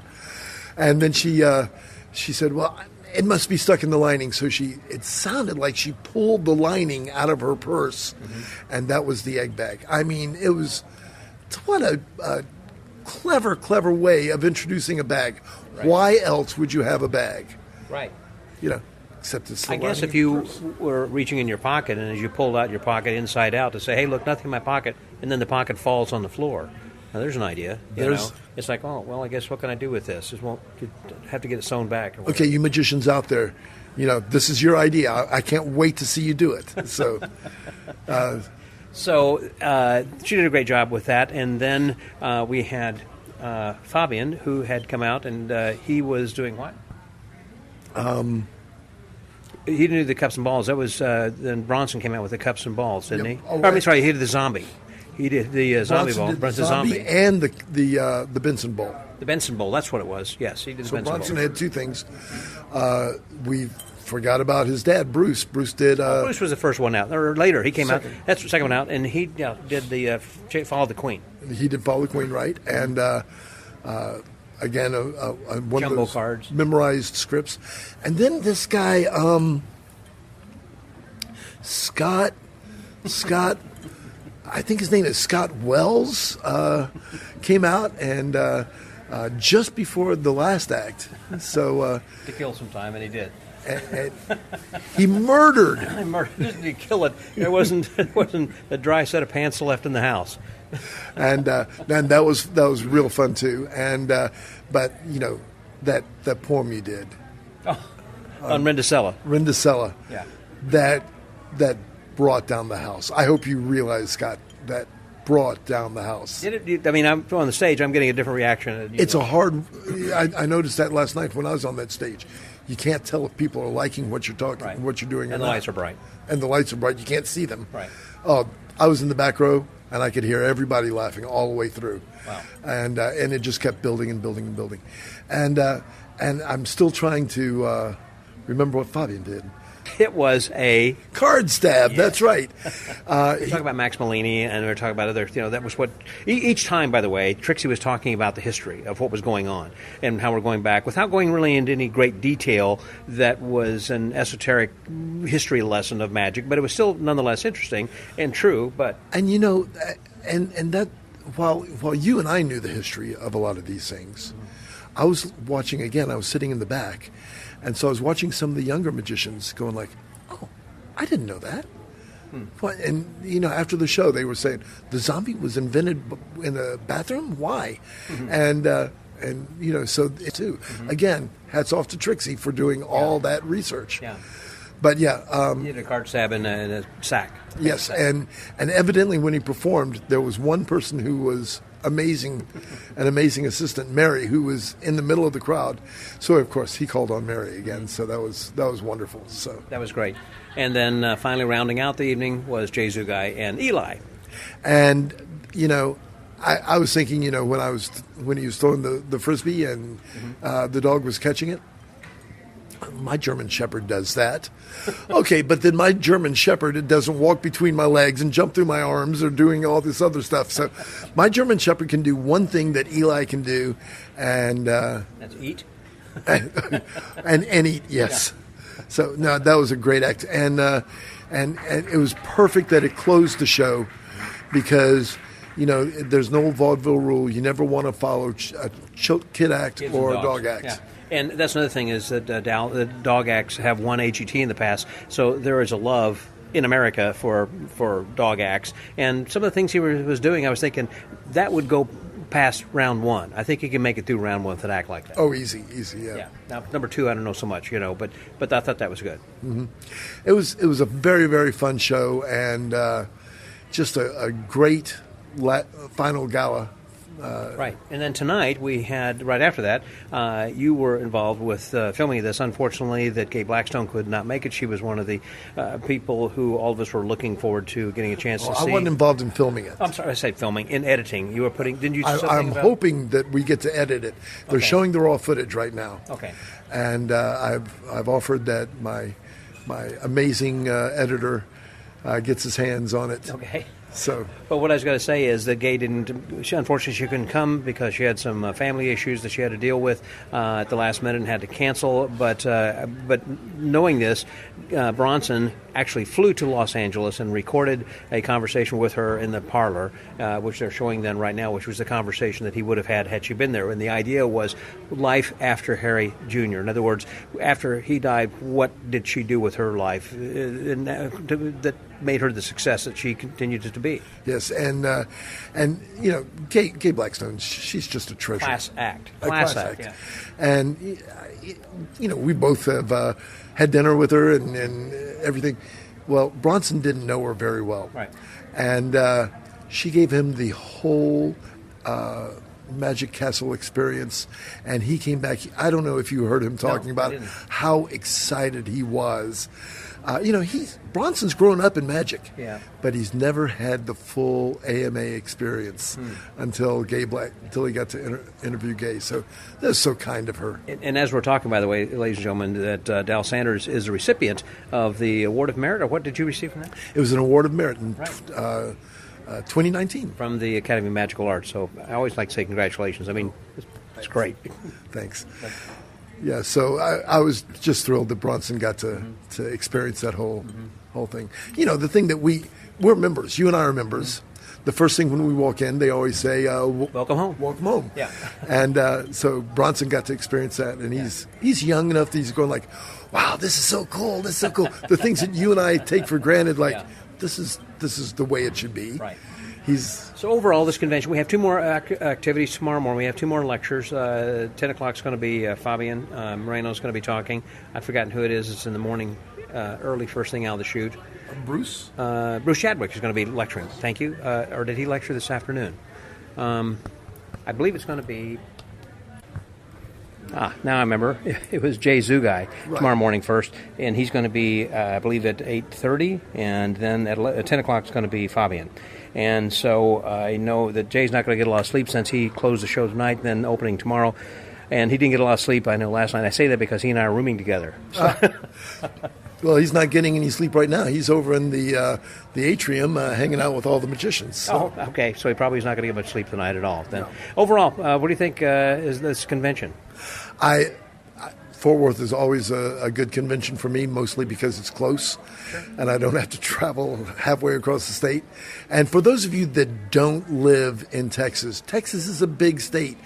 To go to Austin, you have to plan a day, and but Fort Worth is close to Dallas. So what is it, 25 miles? How close together are it's a 33-minute drive with the new express that's opened up. It used to be a 45-minute drive, but now it's 33. Yeah. So in the Petroplex. Yes. Okay. The Petroplex? Yeah, I've heard it called the Petroplex. You've never heard that? No, I always hear it called the Metroplex. No, Petroplex, because between the two of the petroleum industry. Oh, okay. Well, cool. There you go. So, overall, if you guys get a chance then to come to the Texas Association of Magicians, you should, because next year it's going to be in Houston, and the following year it will be in be in Dallas. And you better get Dallas, that right. Because Dallas is going to be the president, and he's sporting a badge for vice president right now that I'm looking at, and he is also going to help host the T.A.O.M. is now a voting member of FISM, so we'll be having the North American Championships that year as well, and that'll be 2024. But next year, 2023, in Houston, that's Texas. Not all. It's also going to be a combined convention with the Society of American Magicians, and it's going to be celebrating the Dallas Magic Club's 100th anniversary, the oldest magic club in Texas. This is, seriously, Whoopi, this is going to be just a over-the-top great convention. I mean, you got FISM, SAM, T.A.O.M. all in one big weekend. Wow. It really be Texas-sized. It's going to be a Texas-sized. You know how big the hair was in the television show Dallas? Yeah. That's how big the convention's going to be. I like it. Texas hair. Well, Dal, thanks very much. Appreciate it. It's always good talking to you, my friend. Good talking to you, my friend. So with the Magic Word Podcast, that was Dal Sanders. This is Scotty out.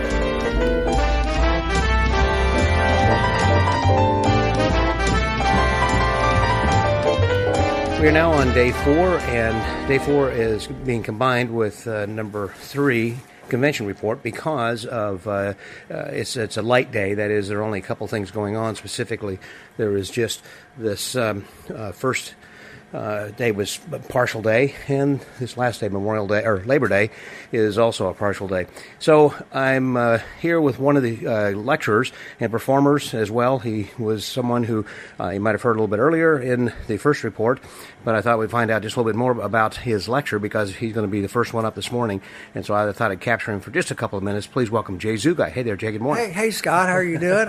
What would you like to know? I would like to know how that you were saying earlier about how that you got booked for this, and often people say, how do I get onto a convention or give a lecture? Well, actually, I got booked for a lecture for Bronson Chadwick at his store. I had to travel to, I guess it was Midland, Odessa area, where he has his Wonderland magic store, and I performed a lecture for him. And I guess he took a liking to me, and I showed him a couple of things he'd probably never seen. And he heard about my dog act, and I showed him a video of an elementary school show that I did. And he's a dog lover, and his wife, which they were engaged at the time, is an extremely dog lover. And they just thought it'd be a new twist to a magic convention. So in a way, we're kind of in the right place at the right time, because typically and traditionally it seems like that people will contact the convention organizers with their video or an email or something saying, just soliciting that I'd like to work here, but they actually reached out to you. Exactly. And I was really fortunate because I'm coming to the convention anyway, and they paid me somewhat, but they gave me a free room and registration, and actually I did it to get the exposure, and I think it played out really well. And you did get good exposure, and it was all good because you're a good performer, lecturer, and everything else, and a triple threat from the standpoint you did stage, close-up, and lecture. I appreciate the compliment. I try to stay humble. I'm actually going to have they don't know it, but it's a T.A.O.M. AA meeting this morning. Actually, and the AA actually stands for Magic Anytime, Anywhere, where you don't need any special props. Okay. But I'm going to go into the bit where people ask me how I got so good at magic. I told them, well, I joined the AA. Oh, no, I'm not an alcoholic. They just give me plenty of stage time. Yes, they do. That's a good place to go, I guess. They need entertainment, too. Yes, sure. And they got donuts, right? Most certainly. And lots of tea. Yeah. So your lecture is going to be mostly close-up this morning or stand-up parlor? What kind of things will it be? Actually, I'll tell you, I'm going to do a coin routine that requires a bit of skill. A lot of things. It's going to include the French drop. I'm going to show different ways to produce a coin where you can pull it out behind some kid's ear or whatever. And I'm going to show you pencil through a bill routine that requires absolutely no gimmicks. It's just the way you specially fold a bill. Impromptu type of method? Yeah, impromptu. This is the anytime, anywhere. And I'm going to show you some things with rubber bands. Rubber bands are usually available everywhere. And I am going to do, I want to be really honest with you. Some of the biggest reactions I get from adults are, I put hand sanitizer in my hand, and I have 4 other people put hand sanitizers in their hands, and I tell them now that they have sanitizer hands, I will allow them to touch my squishies. And then I pull out basically 2 kind of octagon-shaped sponge balls, and I do a sponge ball routine where the climax is one person has 3 in their hands, and the next person holding it, I ask them how many they have in their hand. They say 2. I say, no, you have 4 in your hands. And when they open up their hands, they have the number 4. And I tell you what, I get so many WTFs and OMGs from adults whenever I do this, and it's a killer routine. Sponge balls are classics, and it's amazing how many people are not doing it. That's a good point, and it is a classic for a reason, because people really enjoy it. It's something that happens in their hand and they can remember. That's exactly right. If it happens in their hand, they're a lot more fascinated than if you made something disappear in your hands. But when it appears in their hands, that's when you get the OMGs. And it's memorable, and they'll tell their friends about that too. Most certainly, and I can tell you this: in business, life, in magicians, if they like you, they'll tell 2 people. If they don't like you, they'll tell 8 people. That's a good point. You don't want that to spread. That's exactly right. And my squishy routine is one I carry around with me all the time, and it's amazing how many people have not seen sponge balls. That's interesting. So one last thing, and I'll let you go, because I know you're preparing for things for the show here, or for your lecture. What's been highlighted? I mean, this seems like the Jay Zugai convention. Well, thank you, Scott. Scott allowed me to roast him a little bit in my close-up act, and he was a good sport about it. And that was kind of a high point of mine. I did a comedy act, and it seems like it really went over well. It did. But I can tell you this: last night, the exposure that I got, because I went ahead and took this convention. Eli, my dog, is a phenomenal dog, and if you want to go to YouTube and type in elementary school dog tricks, I think you'll find me, or just type in on YouTube Jay Zugai, Zugai, and it's pronounced the guy. I'm the guy at the zoo, the zoo guy. Good way to remember that then too. It has been a lot of fun, and everyone loves dogs, and especially because you can tell I'm not so sure about you, well, Scott. except for me. But Simon loves them on America's Got Talent, and so they have won awards. I'm saying that they seem to be universally loved by most people, and so it was a good act in using the dog, and I think it brought people to their feet last night as you closed the show. It was a good bit. Hey, thank you so much, Scott. And I can tell you this, if I can say this, I had a hell of a time here at this convention, and I guess I'll just see you next year. We'll see you next year. All right. So with the Magic Word Podcast, that was Jay Zugai. Scotty out.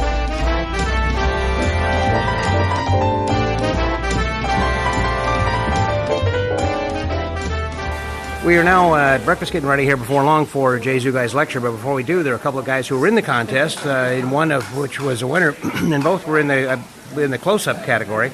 Greg was in the stage in comedy, and Ray, were you in comedy close-up or just regular close-up, or is there a differentiation? Okay. So I have with me Ray, my mind just went blank, Ray Adams, and Greg Youngs. Hey guys, this is Ray's voice. Hi, everybody. And this is Greg's voice. Good morning. And so, first of all, because it's important that we have more people who enter contests, what was it that inspired you, Ray, first of all, to get into the contest? Bill Winters won the contest last year off stage, and he came and told me that I needed to go do it. And I thought he was crazy. So I picked out the 4 tricks that I knew how to do, and I had some of the other magicians, including Doug Gorman, help me out. And worked up a routine, and I am thrilled that I got to do it. It was scary at times, but a lot of fun. I'm glad I did it.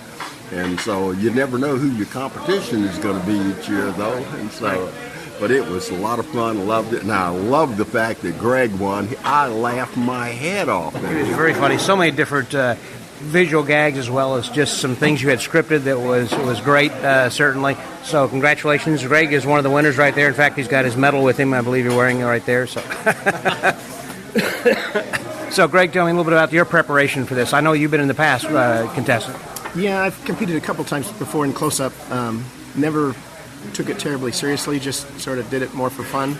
And then you do okay, and then you're mad at yourself for not preparing better, because this time I took it a little more seriously. With the apocalypse we just went through, I'd been wanting to get back out there and performing more, and then everything got. Have you taken any improv classes or gone to comedy clubs and open mic night or anything like that? Nope. I performed a good bit, but this kind of makes you get ready and particularly on stage, because you can really embarrass yourself. That is one of the things about a contest, or for that matter, about anything. If you have a show or something that is, you have a deadline to get ready. Exactly. So it forced me to try to put something worth applause together. Were these natural things that came to you as far as some of your scripting or some of the ideas, or things that you've kind of had over a while and you put them all together? Yeah, a couple of old things, and just started, like I said, focusing on it a couple of months ago, and I had a solid half hour that I had to trim down to 10 minutes. Yeah. So next year's already ready. There you go. So you could be a double winner as well, or triple. You won last year? No. Okay. Well, I have learned whenever I have competed, as you say, Ray, that you don't know who's going to be in the contest. And so once I get there, I found out there was some guy who was really funny, who won. And so I thought, okay, well, next year I'm going to write something or do something that's going to be funny. Well, then I found out that guy that year, someone who was really a finger flicker, who had some great performing chops. And mine was, I was not trying to perform that. And so I was chasing that elusive thing instead of trying to be myself. And so the best advice from that story is obviously do, as you said, Ray, you don't know who your competitors, and don't worry about that. Do you. Yeah. And it was, and again, going back to the tricks that I picked out, they were all good, but I knew that I could do them, although Doug helped me with a closer that was really great. And then I turned the big cards that I was using in the closer upside down. Yes. So I went through the whole trick the backwards, but it did okay. That was a Ray Adams deal, because he always messes something up. Yeah. Oh, that's funny. Well, my buzzer just went off for my waffle. I got to go. So, thank you guys very much. That's right. We'll see you. That's right. That's a real buzzer. Wait on that one. Okay. I think Simon Cowell's over there. This is the Magic Word Podcast. That was Ray Adams and Greg Young's Scotty.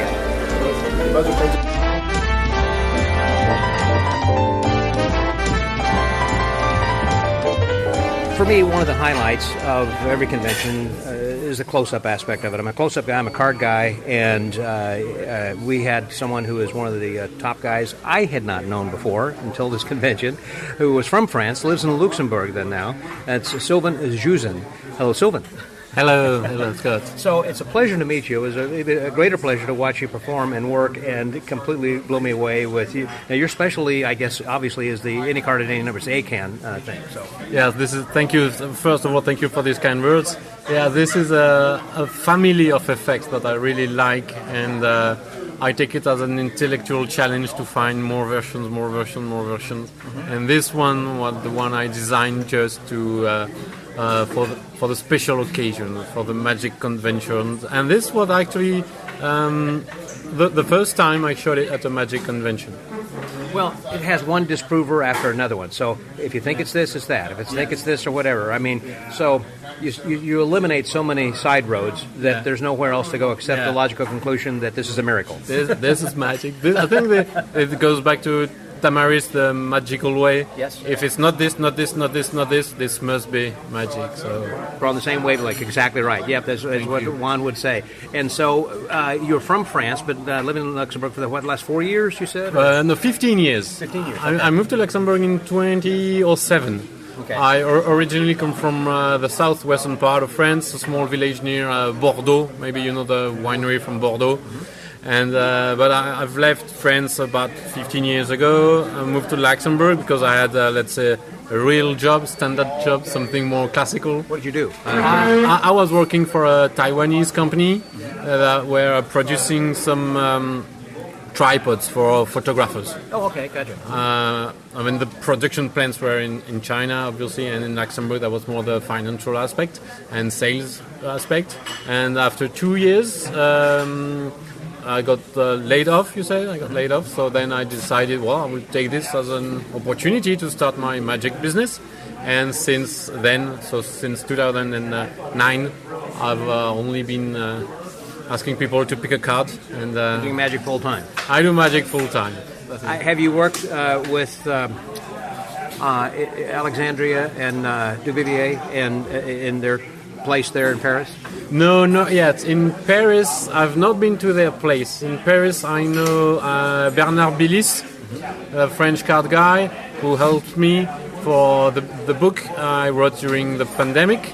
He helped me he showed me a move at a Genie convention in 2016, and he agreed that I put it in the book. So if you do card tricks, this is the way to extract a card from the center of the deck while you put the card in the card case. It's really easy, really nice. And so we've kept in touch. So I go to Paris sometimes, not so often, because this is a city I don't like. Oh, really? The rest of the world loves to go to Paris, but you stay away from it, huh? Yeah, I stay away from it. You know, I grew up in a small village not far from Bordeaux, 2,000 people, very small. In Luxembourg, I live in a small village, 8,000 people. Yeah. Paris is too chaotic, too dirty, too messy, and too expensive. But you are away from other magicians. I mean, if you're in a larger city, you are surrounded by other people who are around there. And by the way, going back to Bernard Billis, I'm just not going to let that slide. I mean, it's amazing that what a guy. I mean, there was something I still do. I remember there was a card move in which the card ends up underneath your watch, kind of a diagonal thing. Watch my watch. Yeah. Plus other brilliant ideas. I remember him.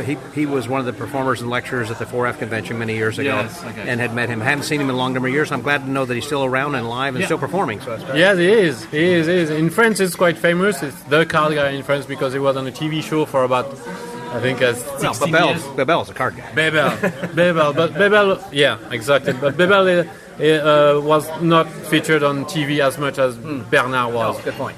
Bernard spent 4 years in the first TV show, then 16 in another one, every month. So it's more mediatic than Bebel. But Bebel is also highly talented. Yeah. And you're right. When you live in big cities, it's good for your network. You have more connection. Right. You can hang out with magicians. When you live in Luxembourg, you have to go to France sometimes or to London sometimes. Which leads to my obvious question about how that you got involved in magic in such a small city to begin with, where you may not have had a group of magicians around you as mentors. No. So I started when I was 16, so it's not that young, it's not that late, somewhere in between. And in the village I grew up, there was nothing. So but I've always been interested. I always liked magic, the illusions, stuff like that.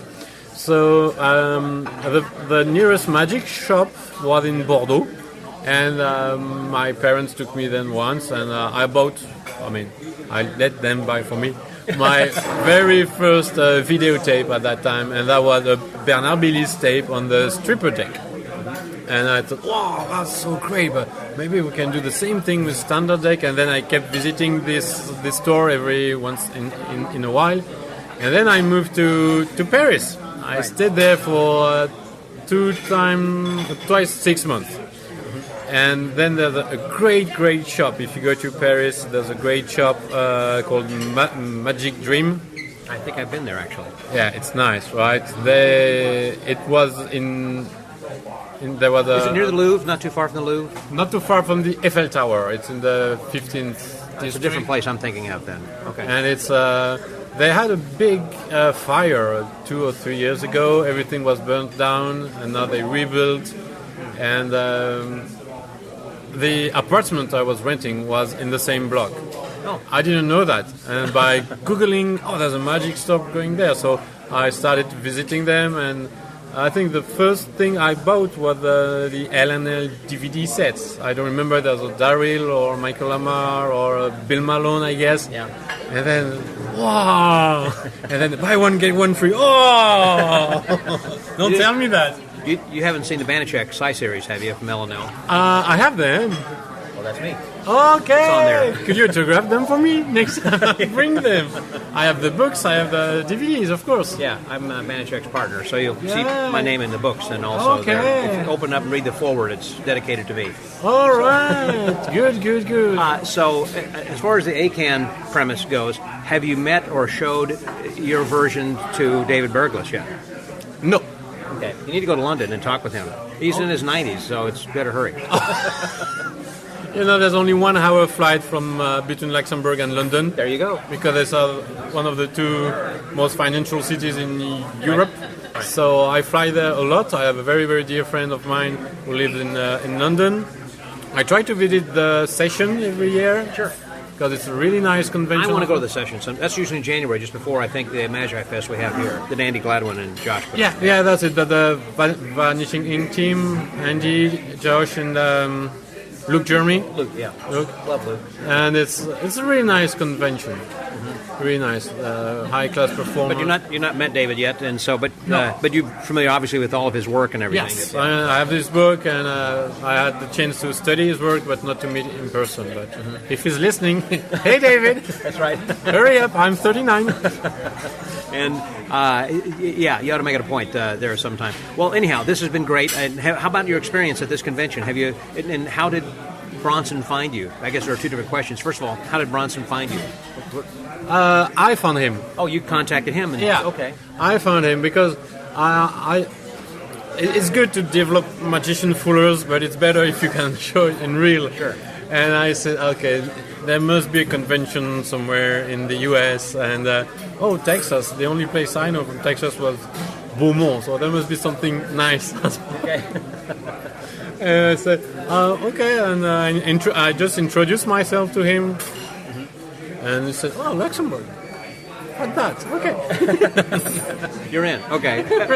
So my other question was, how have you been enjoying this as far as, I assume it's your first trip to Texas, and how have you enjoyed the Texas Association of Magicians convention? Yeah, it was really nice. It's something I recommend if you have a chance to come here. Make new friends, and it's been fun. Make new friends, that's the point of all the conventions, and some good lectures, some good acts, and some interesting people. I mean, that's the most important thing. You for network, or just to have interesting chats. And it's also a nice city. I didn't know Fort Worth, but I myself didn't rent a car, but you just take the bus, and in 30 minutes you're in the stockyards, right. All the touristic stuff. It's really, really nice. Yeah, really nice. I mean, going to a rodeo show and stuff like that, something you don't see in Luxembourg. Did you come early, or are you planning on staying late? Or? Both. Okay. Both. Kind of experience all of Texas life. Exactly. I came 2 or 3 days before the start of the convention to visit the stockyards and stuff like this, and now we'll stay 3 more weeks. Okay. Thanks a lot. So I've really enjoyed talking with you and meeting you. It's one of those things in which, again, that's what this is about, of making new friends as we have, and contacts, so we can help each other in the future as things go along. I would love to. We'll keep in contact. Of course. So the Magic Word Podcast. It was Sylvan Juzen. This is Scotty out. Thanks, Sylvan. That's it.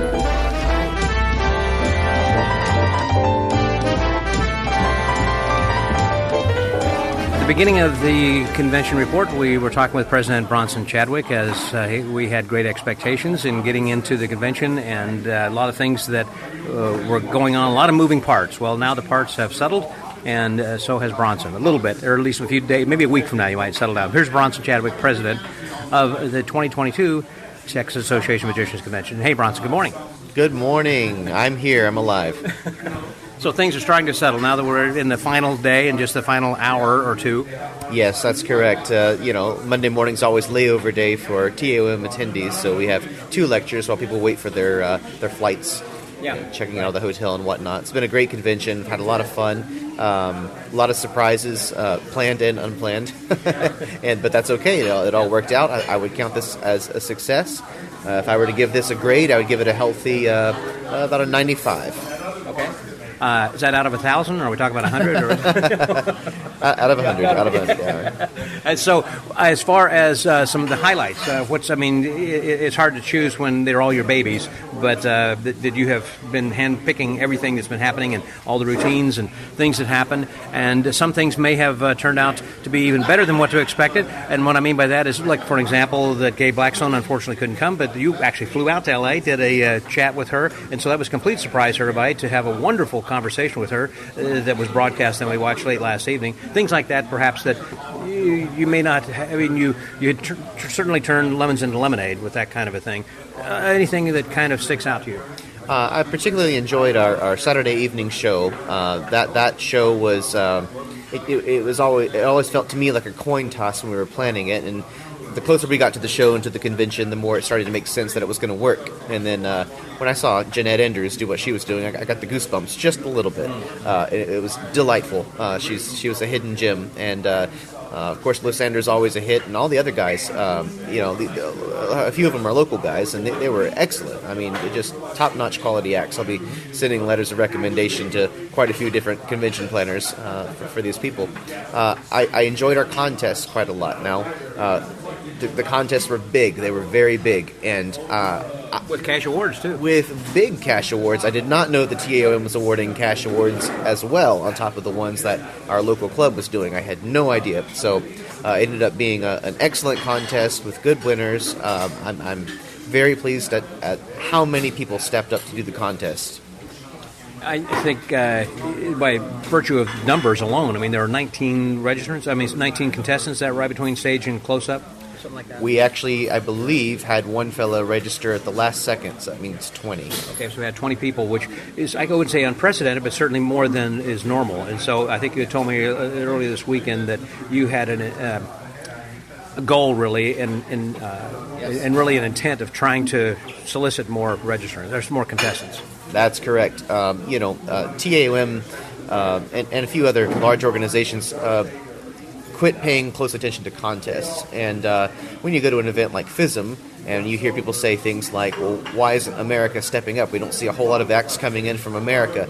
It starts with the smaller conventions like T.A.O.M. If you don't have people doing those contests, there's no contest circuit. Therefore, the road to the top is blocked. You can try to go straight to FISM if you want, but we need to get people interested in challenging each other. My motto for a convention is camaraderie and competition. Those two things together bring about a really excellent talent pool for the future. That's a very good point. And also, speaking of the competition, next year will be in Houston, but the following year is going to be a combined convention with the SAM and the T.A.O.M. in Dallas, in which Dallas is going to be celebrating their 100th anniversary of their organization, I guess, being in Dallas, and they're going to be in the North American Championships for FISM. That's correct. Yeah, that's correct. I would encourage listeners, don't make the mistake of trying to choose between, if you're going to the 2024 convention or the 2023 Houston convention. You need to do both, especially if you're competing. You want to compete at 23 to prime yourself for 24 to be ready for 25. Good point. Yeah, because 25 is going to be in not Rimini. We went there in Italy before. It was going to be in San Marino San Marine, I believe it is. No, it's not right. It's in Turin, Italy. That's where it's going to be. Torino. Yes, right. I'll get it eventually over there. It's in Italy coming up, and it's right, 25. It is still early over here. Well, it has been fun and fine, and I thought that your mom at registration and your dad and behind the scenes, and plus in front of the scenes, doing lecturing and performing and everything. I mean, it was really a family affair kind of a thing, you know. So. It really is. A Magic Club is always composed of different families that kind of make up the backbone of the club, and so I'm very, very happy with the help of my family, the help of my wife, Emily, and then all the members of our club that did things that you never saw. Right. Behind the scenes, you say, kind of a duck paddling under the water. Yes, that's correct. That's correct. They're back there. That's right. Well, good job. Thank you very much, Bronson, for taking the time that led up to making this a success that it was. So appreciate your work. Thank you so much. Welcome. So for the Magic Word Podcast, that was Bronson Chadwick. And from Fort Worth, Texas, I think that's going to be a wrap for this year. And we'll see you next year in Houston at the Texas Association of Magicians. Scotty out.